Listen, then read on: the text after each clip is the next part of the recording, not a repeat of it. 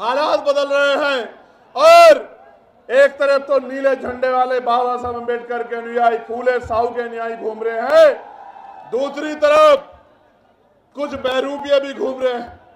और वो जो बहरूपिये हैं उनकी पार्टी कह रही है कि हम बहुजन समाज का दिवस मनाएंगे 15 मार्च को।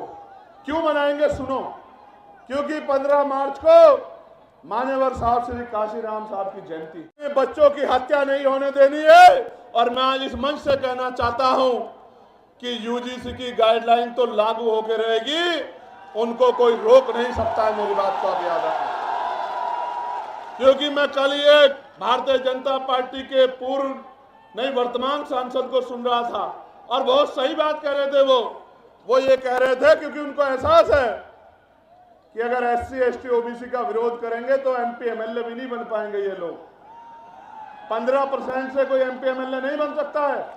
उखाड़ फेंके। आप बताओ तैयार हो या नहीं हो, बताओ, दोनों हाथ उठा के बताओ तैयार हो या नहीं हो। जो ऊपर बैठे हाथ उठा के तैयार हो या नहीं हो, वो जो वहां छत पे चढ़े हुए हैं उनसे पूछना चाहता हूं तैयार हो या नहीं हो, बताओ। आज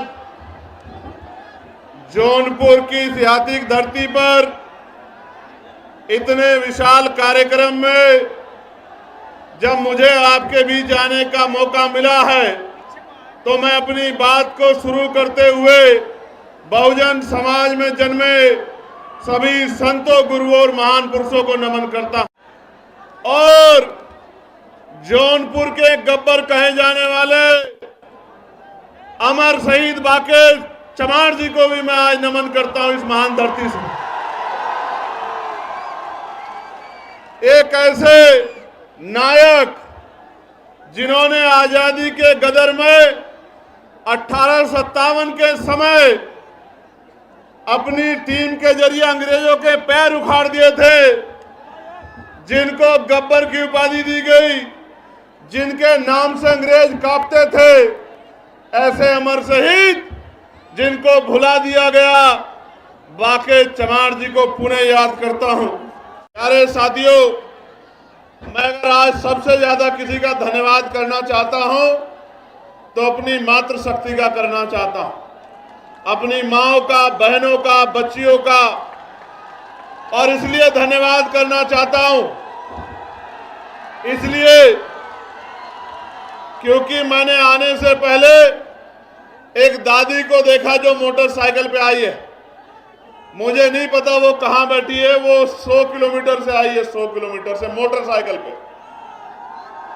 मैंने उन माओं को सुना जो पैदल आ रही थी और उनसे पूछा गया कि आप कहां से आई हैं, तो उन्होंने जो बात कही कि हम अपनी बस लेके आए हैं, अपने पैसे से आए हैं, और अंत में उन्होंने कहा कि उनके पास चाय के पैसे भी अब नहीं बचे। इस प्यार का, इस कर्ज का आज मेरे पास कोई जवाब नहीं है, लेकिन अपनी बात को शुरू करते हुए सबसे पहले आपको ये कह रहा हूं, एक अवसर बनने दीजिए। आपके कच्चे घरों की, आपकी गरीबी, बेबसी, परेशानियों के, तकलीफों को संकल्प करके कहता हूं, जिस दिन अवसर बनेगा, 1 साल के अंदर अगर आपके घरों में चिराग नहीं जले, आपके दिल से आशीर्वाद नहीं निकला, आपकी परेशानियां हल नहीं हुई और आपकी आंखों के आंसू नहीं सूखे, आपकी भूख, जिनके लिए आज परेशान होना पड़ता, वो भूख नहीं खत्म हुई, आपको मान सम्मान का जीवन न मिला, तो राजनीति छोड़ के घर बैठ जाऊंगा। मेरी बात को आप याद रखना। प्यारे साथियों, मैं अपनी बात की शुरुआत करता हूं और सबसे पहले मैं यहां के एडमिनिस्ट्रेशन और पुलिस के भाइयों का धन्यवाद करना चाहता हूं। धन्यवाद इसलिए करना चाहता हूं, उन्होंने ऐतिहासिक काम किया है। ऐतिहासिक काम, किसी विधायक की रैली होती है तो भी 8 दिन पहले परमिशन दी जाती है, लेकिन उन्होंने कल रात परमिशन देके जो उपकार हम पे किया है, मैं विश्वास से कहता हूं कि मैं इन अधिकारियों को कभी नहीं भूलूंगा। मेरी बात को आप याद रखना। आप जानिए, जिसके लिए सुबह उठने से लेकर शाम तक प्रदेश का कोई जिला, देश का कोई जिला ऐसा नहीं है जहां से वीडियो जारी करके मैसेज भेज के ये नहीं कहा जाता कि हम इसको कल का सूरज नहीं देखने देंगे। उसके लिए कल रात को परमिशन आपने दी, मैं आपका आभारी हूं। आपको क्या लगता है कि इस तरह की चीजों से आप चंद्रशेखर आजाद के प्रति जो प्यार लोगों के दिल में उसको कम कर सकते हैं? नहीं, ये गलतफहमी है आपकी। आप अगर आज सुबह भी परमिशन देते और ये टेंट भी नहीं लगता, एक कुर्सी पे खड़े होकर भाषण देके अपने लोगों को कह के जाता कि याद रखना मेरी बात को। मैं किसी धन्ना सेठ का बेटा नहीं हूं, किसी व्यापारी का बेटा नहीं हूं, किसी नेता का बेटा नहीं हूं, एक प्राइमरी स्कूल के हेडमास्टर का बेटा हूं। संस्कार है मेरे अंदर, मैं गरीबों का दर्द जानता हूं। और फिर कह रहा हूं, एक बार पैदा होता है आदमी, एक बार मरता है। ना मैं दोबारा पैदा हो सकता हूं, ना मैं 2 बार मर सकता हूं। एक दिन मुझे भी जाना है, लेकिन अगर जब तक जीवन है मैं इनके हक अधिकारों के लिए लड़ता रहूंगा। इस बात को शासन, प्रशासन और सरकार भी याद रखे। मेरी बात को याद रखना। आप मेरी बात को सुनो। मेरा बस चले तो एक शब्द ना कहूं और ऐसे ही चला जाऊं, लेकिन जब आया हूं तो अपनी बात कहना चाहता हूं, क्योंकि गर्मी इतनी है। मेरे ऊपर तो टेंट लगा है, लेकिन मेरी माए बहनें, मेरे भाई, मेरे बच्चे, मेरे छोटे नौजवान साथी, बड़े बुजुर्ग गर्मी में हैं, पसीना आ रहा है। मैं तो जानता हूं लोग पैसे पे नहीं जाते, खाने पे, मिठाई पे, शराब पे नहीं जाते, और आप अपने इस बेटे को इज्जत, प्यार, आशीर्वाद देने के लिए इस गर्मी में बैठे हो। नहीं है मेरे पास आज आपको देने के लिए बहुत कुछ नहीं है, लेकिन इस मंच से कह रहा हूं, मेरे खून का कतरा कतरा भी अगर आपके लिए बह जाएगा तो उफ नहीं कहूंगा। मेरी बात को आप याद रखना। प्यारे साथियों, मैं कुछ समय इस गर्मी का आपका लूंगा, क्योंकि बहुत महत्वपूर्ण बात आपसे करनी है, और आपने भी अपना काम छोड़ा है। एक एक पैसा इकट्ठा करके आपने इस रैली को सफल बनाने का प्रयास किया। प्यारे साथियों, मैं अपनी बात को शुरू करते हुए सबसे पहले भदोही के लाल धीरज कुमार गुप्त जी को आदरांजलि अर्पित करता हूं। भदोही के जो लाल धीरज कुमार जी थे, जिन्होंने 2023 में अग्निवीर ज्वाइन किया और 18 फरवरी को जम्मू कश्मीर में वो शहीद हो गए। ये शहीद जिस परिवार से होता है, उस परिवार को तकलीफ का एहसास होता है, लेकिन आप ये समझिए, उस शहीद भाई को आज याद करना इसलिए जरूरी है क्योंकि पहले आर्मी की नौकरी पक्की होती थी। केंद्र की सरकार ने अग्निवीर के जरिए 4 साल की नौकरी करके जिस तरह से सेना का मनोबल गिराने का काम किया और नौजवानों में जो राष्ट्रभक्ति की भावना थी उसको कमजोर किया, देश इस निकम्मी सरकार को कभी माफ नहीं करेगा। मेरी बात को आप याद रखना। भाई धीरज जी के पिताजी श्याम सुंदर गुप्त जी, जो उनसे पहले ही इस दुनिया से चले गए, उस परिवार में जो चिराग बुझे हैं, इसलिए उस परिवार को मैं आदरांजलि भेंट करता हूं। प्यारे साथियों, अगले 20, 25, 30, 40 मिनट मैं जब अपनी बात कहूंगा, मैं आशा उम्मीद करूंगा कि आप मेरी बात को सुनेंगे, क्योंकि अगर आप मेरी बात को सुनेंगे नहीं तो फिर आप घर क्या लेके जाएंगे और मेरी बात पे क्या पहरा देंगे, क्या करेंगे, आपको पता ही नहीं लगेगा। चंद उत्साही नौजवान, मैं उनसे आग्रह करूंगा कि वो शांति से खड़े रहें और शोर मचाने की बजाय मेरी बात पे गौर करें। मैं मानता हूं कि मैं बहुत दिनों में इधर आता हूं तो आपका आज प्यार बहुत ज्यादा है मुझसे, लेकिन खाली प्यार से काम नहीं चलेगा। खाली प्यार से काम नहीं चलेगा।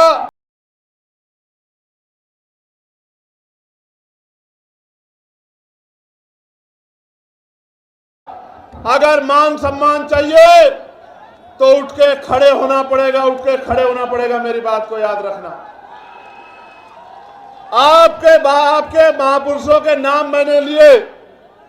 उन महापुरुषों का संघर्ष याद करो, उनका बलिदान याद करो, उनका शौर्य याद करो। आप उनके अनुयायी हो। आप चंद्रगुप्त मौर्य जी के अनुयायी हो, सम्राट चंद्रगुप्त मौर्य के। आप सम्राट अशोक के अनुयायी हो। आप भीमा कोरे गांव के उन वीर योद्धाओं के अनुयायी हो, उनके वंशज हो।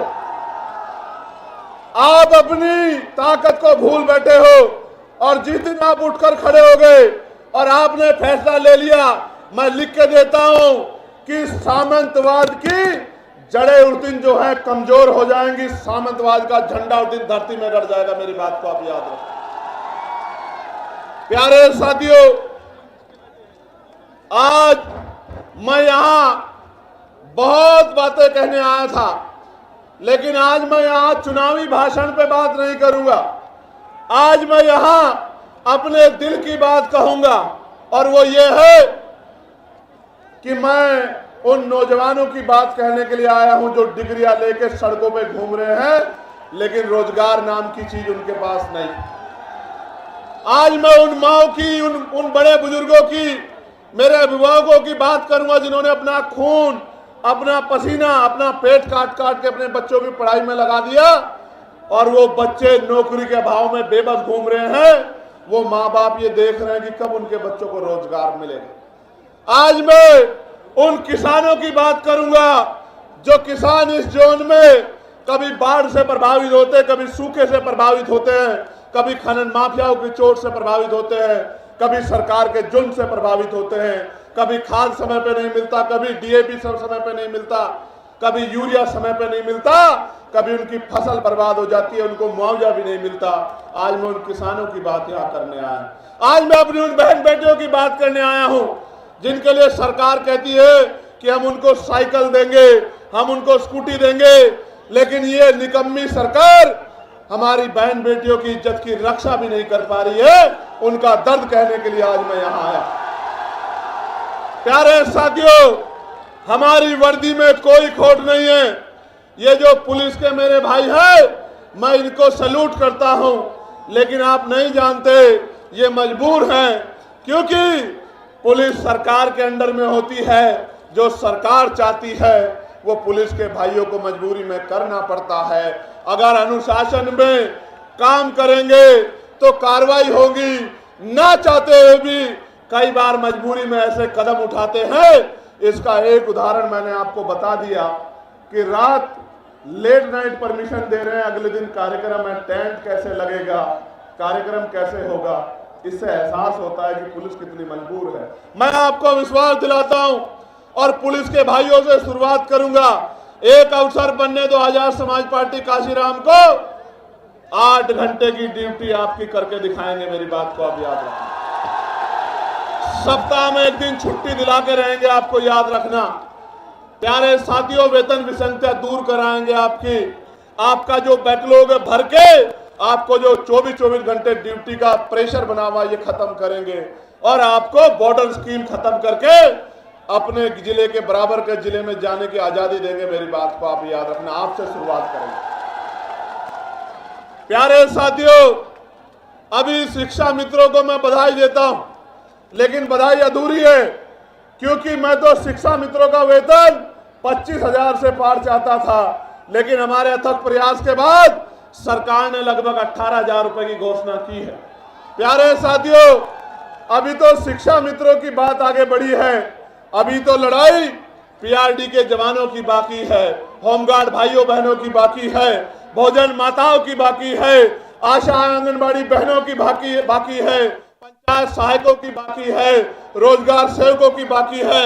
जब तक इनके मानदेय वेतन में वृद्धि नहीं होती और इनको कम से कम 20-20 हजार रुपए का रोजगार नहीं मिलता, तब तक हम लोग रुकने वाले नहीं, सरकार को मजबूर करके छोड़ेंगे। इस सरकार को मजबूर करके छोड़ेंगे कि जिनसे काम लेते हो उनको कम से कम इज्जत का वेतन देने का काम करो। और सिर्फ यही लड़ाई खत्म नहीं होगी, जब तक ग्रामीण क्षेत्रों में महिलाओं को सम्मान पूर्वक रोजगार नहीं मिलेगा तब तक ये लड़ाई पूरी नहीं हो सकती। मेरी बात को आप याद रखना। और आज कह रहा हूं, किलो राशन नहीं दूंगा, आटा चावल नहीं देंगे हम लोग, 2000 रुपए नहीं देंगे, लेकिन आपके बच्चों को इतनी अच्छी शिक्षा देंगे और आपको रोजगार देंगे कि आप 20,000 रुपए घर पे रह के कमाओगे। मेरी बात को आप याद रखना। आपके बच्चों को इतनी अच्छी शिक्षा देंगे कि वो अपने पैरों पे खड़ा होके 50,000 रुपए का रोजगार करेगा और आपके आंसू पूछने का काम करेगा। मेरी बात को आप याद रखना। प्यारे साथियों, उत्तर प्रदेश के हालात बदल रहे हैं, उत्तर प्रदेश के हालात बदल रहे हैं। और एक तरफ तो नीले झंडे वाले बाबा साहब अम्बेडकर के अनुयायी, फूले साहू के अनुयायी घूम रहे हैं, दूसरी तरफ कुछ बहरूपिये भी घूम रहे हैं। और बहरूपियों को कैसे पहचानना है, बहरूपियों को कैसे पहचानना है, तो उनकी बातों पे गौर करना पड़ेगा। एक नेताजी तो विधानसभा में खड़े होकर कहते हैं, हालांकि मैं इस भाषा को नहीं यूज करना चाहता था, लेकिन मुखौटे तो उतारने पड़ेंगे, बिना मुखौटे उतरे काम नहीं चलेगा। मैं जो मंचासीन हमारे नेता उनको भी बताना चाहता हूं कि यहां इस देश में सिर्फ चमार जाति को आरक्षण नहीं मिलता, पूरे शेड्यूल कास्ट को आरक्षण मिलता है, पूरे बैकवर्ड क्लास को आरक्षण मिलता है। और तो और कई सारे, मैं देश भर में घूमता हूं, क्षेत्रीय आधार पे तो सामान्य जाति के लोगों को भी हिमाचल में, जम्मू कश्मीर में, उत्तराखंड में आरक्षण का लाभ मिलता है। और तो और 2019 से ईडब्ल्यूएस के जरिए सामान्य जाति के गरीबों को भी आरक्षण का लाभ मिलता है। लेकिन सामंत का उदाहरण मैं आपको बताता हूं कि एक नेता असेंबली में खड़े होकर कहते हैं कि मैंने एक केवट से पूछा कि आप चमार बनना चाहते हैं। आप समझो मानसिकता क्या है, वो ये बताने का काम कर रहे हैं, क्योंकि निषाद समाज के लोग ये मांग कर रहे हैं कि उनको शेड्यूल कास्ट में रखा जाए, तो वो ये बताने का काम कर रहे हैं कि जो आरक्षण लेता है वो चमार बन जाता है। और मैं उन नेताजी को और उनके बड़े नेताजी को कहना चाहता हूं इस मंच से, कभी बाके चमार का इतिहास पढ़ना तो आपको पता लगेगा, और कभी सिर्फ बाके चमार का इतिहास मत पढ़ना, कभी चमार रेजिमेंट का इतिहास पढ़ना तो आपको पता लगेगा कि हमारे शौर्य का, कि बहुजन समाज में शौर्य कितना है। मैं तो बार बार कहता हूं कि बना के देखो, अहीर रेजिमेंट बना दो, गुजर रेजिमेंट बना दो, पाल रेजिमेंट बना दो, प्रजापति रेजिमेंट बना दो, निषाद रेजिमेंट बना दो, और देश की सेवा में, देश की रक्षा में मौका दो बहुजन समाज के लोगों को। हम दिखाएंगे देश की रक्षा कैसे होती है। बनाओ मौर्य रेजिमेंट, बनाओ साके रेजिमेंट, बनाओ कुर्मी रेजिमेंट, अगर आप में हिम्मत है बनाओ पटेल रेजिमेंट, और दो मौका, हम बताएंगे हमारे अंदर कितनी क्षमता। इतिहास गवाह है कि हमने अंग्रेज हो या कोई और शासक हो, किसी के आगे घुटने नहीं टेके, इतिहास बात का गवाह। प्यारे साथियों, आगे बढ़ेगी बात। अब 15 मार्च को मैं निमंत्रण भी देता हूं, और क्योंकि मीडिया पता नहीं क्या प्रचार करेगी, तो आपको बताना भी चाहता हूं कि 15 मार्च को बाराबंकी में, क्यों भाई बाराबंकी में, बाराबंकी में आजाद समाज पार्टी का जैसे आज रेला हुआ ना, ये बहुजनों का मेला लगा है यहां जौनपुर में, ऐसा ही मेला लगेगा बाराबंकी में, बाराबंकी में 15 मार्च को। और वो जो बहरूपिये है उनकी पार्टी कह रही है कि हम बहुजन समाज का दिवस मनाएंगे 15 मार्च को। क्यों मनाएंगे सुनो, क्योंकि 15 मार्च को मान्यवर साहब श्री काशीराम साहब की जयंती है। लेकिन क्यों मनाएंगे, क्योंकि आपके पास वोट है इसलिए, और आप मान्यवर काशीराम साहब का सम्मान करते हैं। मगर ये नहीं बताएंगे कि मान्यवर काशीराम साहब की जयंती पे जो अवकाश तय हुआ था, इन्हीं बहरूपियों की सरकार ने उस अवकाश को कैंसिल करने का काम किया था। और तो और मान्यवर काशीराम साहब के नाम से बने जिले का नाम भी इन्हीं बहरूपियों ने बदलने का काम किया था। और तो और मान्यवर काशीराम साहब के नाम से सहारनपुर में बने मेडिकल कॉलेज का नाम भी इन्हीं बहरूपियों ने बदलने का काम किया था। और उससे भी तकलीफ दे प्रमोशन में रिजर्वेशन का बिल भी इन्हीं बहरूपियों के नेताओं ने पार्लियामेंट में फाड़ने का काम किया था, जिसकी वजह से हमारे SC ST के कर्मचारी अधिकारियों को खून के आंसू रोने पड़े और डिमोशन हमारे लोगों का हुआ। अगर इनकी जगह मैं होता तो मान्यवर काशीराम साहब का नाम महापुरुष के नाम पर बना। इनकी जगह मैं होता तो प्रमोशन में रिजर्वेशन कैंसिल कर का बिल फाड़ने के बजाय SC ST के साथ OBC के भाइयों को भी प्रमोशन में रिजर्वेशन का लाभ दिलाने का काम करता। और तो और इनका चेहरा कब बेनकाब हुआ और ज्यादा तब हो गया जो बात बहुजन की करते हैं, लेकिन जब UGC का कानून आया, गाइडलाइन आई, तो ये सब लोग विरोधियों के पक्ष में खड़े हो गए। ये बात बहुजन की करते हैं और गुलामी 15% लोगों की करते हैं। ये जो बहरूपिये घूम रहे हैं, मैं इनकी बात कर रहा हूं। अभी आएंगे वो नीला पटका पहन के आएंगे, बाबा साहब की बैनर पे तस्वीर लगाएंगे, लेकिन जब आपके बच्चों के भविष्य को यूनिवर्सिटियों में कुचला जाएगा, जब उनकी हत्याएं होंगी, संस्थानिक हत्याएं, जब रोहित वेमुला, पायल तड़वी, डेल्टा मेघवाल को मारा जाएगा, तो इनके मुंह से एक आवाज नहीं निकलेगी। तब ये गुलामों की तरह अपने मालिकों का साथ देंगे, अपने बहुजन गरीब समाज का साथ नहीं देंगे। प्यारे साथियों, आपको भी कमर कसनी है कि अपने बच्चों की हत्या नहीं होने देनी है। और मैं आज इस मंच से कहना चाहता हूं कि UGC की गाइडलाइन तो लागू होकर रहेगी, उनको कोई रोक नहीं सकता है। मेरी बात को आप याद रखें, क्योंकि मैं कल एक भारतीय जनता पार्टी के वर्तमान सांसद को सुन रहा था और बहुत सही बात कह रहे थे। वो ये कह रहे थे क्योंकि उनको एहसास है कि अगर SC ST OBC का विरोध करेंगे तो MP MLA भी नहीं बन पाएंगे। ये लोग 15% से कोई MP MLA नहीं बन सकता है। मैं आपको कह रहा हूं, जो आपके अधिकारों का विरोध करे उसके लिए नारा मेरा याद रखना कि ना तो नोट उनको देना और ना वोट उनको देना जो आपके अधिकारों का विरोध करते हैं, आपके बच्चों का विरोध करते हैं। अपना नोट भी उसको देना और अपना वोट भी उसको देना जो आपके लिए सीना तान के खड़ा है, गोली की परवाह नहीं करता, जेल की परवाह नहीं करता, मुकदमे की परवाह नहीं करता, जो आपके आंसुओं पे अपना खून बहाने को तैयार है। आपको भी तैयार होना पड़ेगा उसको शक्ति देने के लिए, वरना फिर बहुत बड़ा नुकसान हो जाएगा। मेरी बात को आप याद रखें। प्यारे साथियों, हमने तय किया है कि हम सबसे बड़ा बदलाव ये करेंगे, जब हम पे अवसर बनेंगे आजाद समाज पार्टी के लोगों पे, तो हम सबसे बड़ा बदलाव ये करेंगे कि हम नई शिक्षा नीति लागू करेंगे। अब वो नई शिक्षा नीति क्या होगी?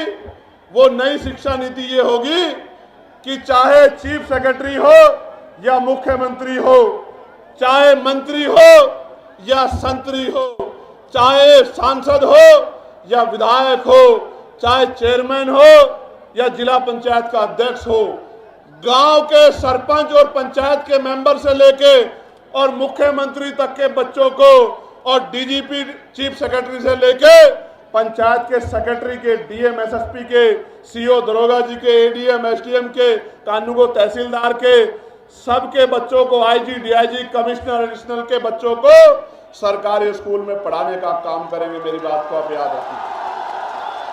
अच्छा, आप सोचोगे इससे बदलाव क्या हो जाएगा? मैं आपको बताता हूं इससे बदलाव क्या होगा। इससे बदलाव ये होगा कि जब उनके बच्चों के हितों की बात आएगी तो सरकारी स्कूल की व्यवस्था ऐसी होगी कि वहां 5 स्टार होटल भी आपको कमजोर महसूस होगा, उसके सामने खोखला साबित होगा। क्योंकि जब एक स्कूल में एक ही टेबल पे जिलाधिकारी का, SSP का और किसान मजदूरों का, हम गरीबों का बच्चा बैठेगा तो टीचर भी टाइम पे आएगा, कमरे भी अच्छे होंगे, साफ सफाई भी होगी और पढ़ाई भी अच्छी होगी, तभी जाके गरीबों के हिस्से में जो है अच्छी जिंदगी के सपने शुरू होंगे। प्यारे साथियों, हम हेल्थ पॉलिसी में बदलाव करेंगे। हम तय करेंगे कि जितने भी लोग कानून बना रहे हैं या जो कानून को लागू करा रहे हैं, उन सबका और उनके बच्चों का इलाज सरकारी अस्पताल में हो बीमार होने के बाद। जिस दिन ये होगा आप देखना, मशीनें भी अच्छी होंगी, एक्सरा भी वही होगा, सारे टेस्ट भी वही होंगे और दवाइयां भी वही मिलेंगी, बिल्डिंग भी अच्छी होगी, सुविधाएं भी होंगी। तो गरीब की जेब पर जो डाका पड़ रहा है इलाज के कारण, ये डाका नहीं पड़ेगा। मेरी बात को आप याद रखना। प्यारे साथियों, हम कानून व्यवस्था को इतना मजबूत करेंगे कि किसी की हिम्मत नहीं होगी किसी गरीब की बेटी की तरफ, उसके बेटे की तरफ, उसकी जमीन की तरफ, उसकी पत्नी बहनों की तरफ आंख उठाने की। मेरी बात को आप याद रखना। और जो गुंडागर्दी करेगा उसको ऐसा सबक सिखाएगी पुलिस कि दोबारा पीढ़ी में भी कोई गुंडागर्दी करने वाला माफिया नहीं पैदा होगा। मेरी बात को आप याद रखना।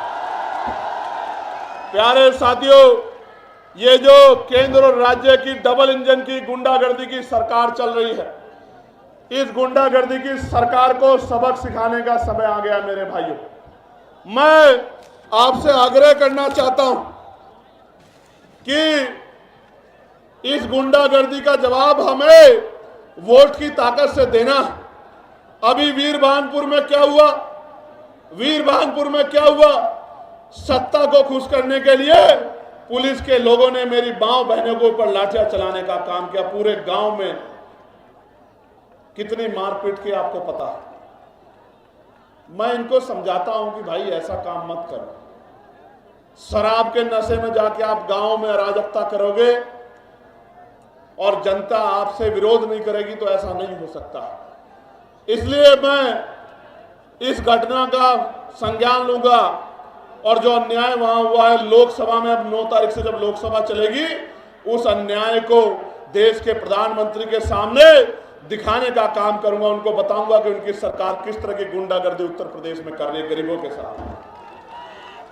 ये जो धर्म की बात करती है, महापुरुषों के सम्मान की, भारतीय जनता पार्टी की डबल इंजन की गुंडागर्दी वाली सरकार मां अहिल्याबाई होलकर का कितना अपमान किया। उनकी मूर्तियां तोड़ तोड़ के जो है वो फैला दी और जो नौजवान संघर्ष करने गया उनको लाठियों में पीट के जेल में बंद कर दिया। इतनी गुंडागर्दी कर रही है सरकार। प्यारे साथियों, काशी द्वार बनाया जा रहा है बनारस में। एयरपोर्ट के पास 16 ग्राम सभा की जमीन को बिना मुआवजे के छीनने का काम कर रहे हैं। सरकार का काम लोगों को घर देना होता है, जमीन देनी होती है, जमीन छीननी नहीं होती। लेकिन उत्तर प्रदेश की गुंडागर्दी करने वाली सरकार जबरन लोगों की जमीनें छीनने का काम कर रही है।